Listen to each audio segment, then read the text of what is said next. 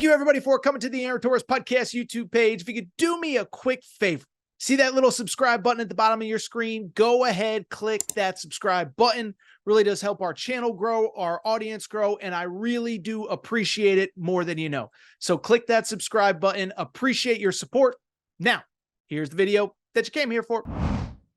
Anytime I talk about them, I know the comments from some places and some comments from other places, but let's go ahead and talk about John Calipari's regular season debut at Arkansas.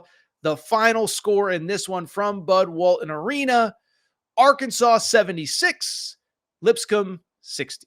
First of all, shout out to fans. I think there was some sort of food giveaway if they hit 75, so they got to 76 and everybody was screaming and everybody was yelling and everybody was happy.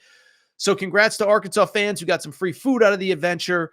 But obviously, the game was kind of up and down. It wasn't the cleanest performance. And so because everything John Calipari does is under a microscope, everybody's freaking out. They didn't play well. They stink. Torres, you picked them to go to the Final Four. You're an idiot. Let's go ahead and dive in. First of all, weird game from this perspective.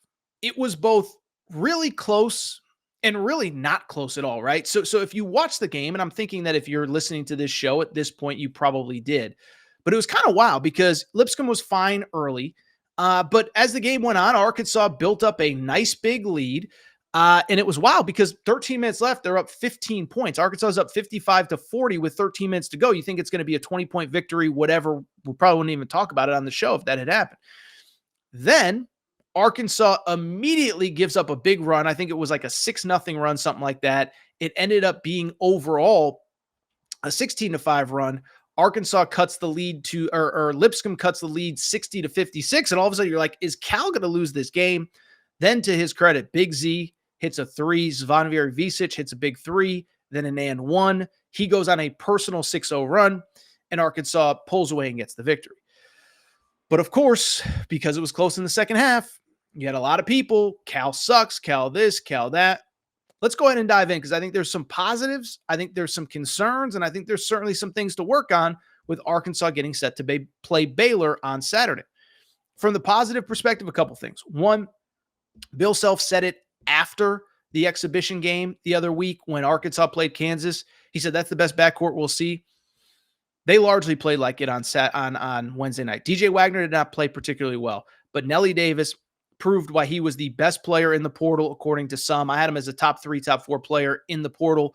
That kid was phenomenal on Monday night or on Wednesday night for the Arkansas Razorbacks. Okay, he finished with 15 points. I thought the crazy thing was he missed a couple wide open threes early in the first half. So finished with 15 points, and I think it easily could have been 17, 18, 19. But he was injured in the preseason. He is very clearly coming into his own. So he played well. Boogie Flan played pretty well. Big Z played pretty well. And I think the positives are, one, Nelly Davis is starting to get healthy. That's an absolute positive.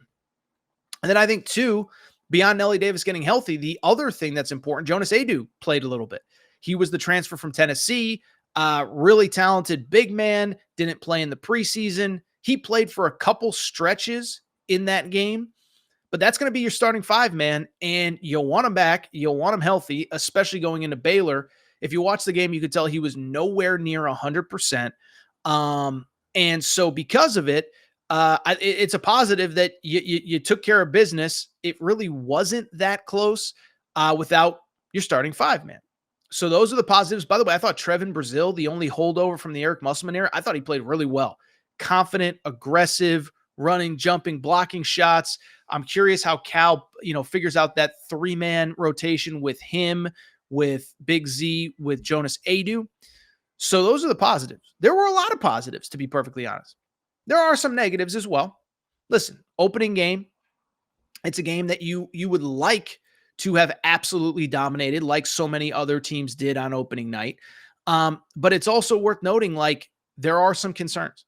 And I think the big concern, by the way, Lipscomb's not, I'm not defending the performance. Lipscomb's not bad. The 20-12 last year, finished really high in their conference standings. But here's the other thing, okay? There are concerns, and I think the big one, and it is obvious, and I even said this after the Kansas win. So it's not like, Torres is a sunshine pumper. He never says anything negative. I said that 3-point shooting might be an issue going forward, and it has been since the Kansas game, and it really was in the Kansas game as well. They just played so well, it didn't matter. By the way, I should mention one other positive because I'm a glasses half full guy. Arkansas defensively is excellent, okay? And this was a big knock of the Cal last couple years is his team struggled defensively. Well, in this game, much like the Kansas exhibition game, they forced a total of 19 turnovers and had 25 points off those turnovers. Where I think you could be a little bit concerned, though, is that was a lot of their offense. They finished with 76 points. A third of their offense came off turnovers. You obviously can't rely on that. And the concern is the three-point shooting. And I'm not going to sugarcoat it, and I'm not going to pretend like nothing's wrong and da-da-da-da and this and that. But again, you cannot, if you want to win games, go 4 of 19 from three. I mean, you're going to face teams that make 12, 13, 14 threes in a game. You have to be better than that. That's the simple truth. Now, what I would also say, I think it's worth noting, I think they'll probably be better than they were on Wednesday night. Because look, Boogie Fland is not going 1 for 8 shooting threes in most games this year. I'm not saying he's a 48% free throw shooter or 3-point shooter, but I don't think he's going 1 for 8. If he goes just 3 for 8, it's 6 more points. It looks better. You're not as worried as it is. Nelly Davis, by the way, was a 41% 3-point shooter at Florida Atlantic. He's going to make threes at a higher clip than he did on Wednesday night. And so I could go on and on. I could freak out. I think there were some positives. The defensive intensity was awesome. You got to give him credit for that. Defensive intensity was awesome. Big Z was great down the stretch. Nelly Davis was great down the stretch. I still think Boogie Fland is really, really, really special. But the big concern is, can you consistently make 3-pointers? You're going to have to go better than 4 of 19. There's too many good teams in the SEC. Auburn, Alabama, Kentucky, Florida, Ole Miss, plus Baylor this weekend, plus Illinois in the out-of-conference, plus at Clemson in the at Miami in the out-of-conference. Schedule is tough. Schedule is thankless. You need to shoot the 3-ball better. We'll see if it happens, but Arkansas gets the win. And as I just said, Baylor this coming Saturday, we're going to find out pretty quick just how good they are. Baylor struggled.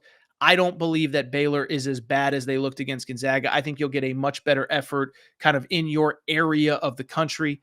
So, yeah, can't freak out about Arkansas just yet, but you certainly want it to be a little bit better.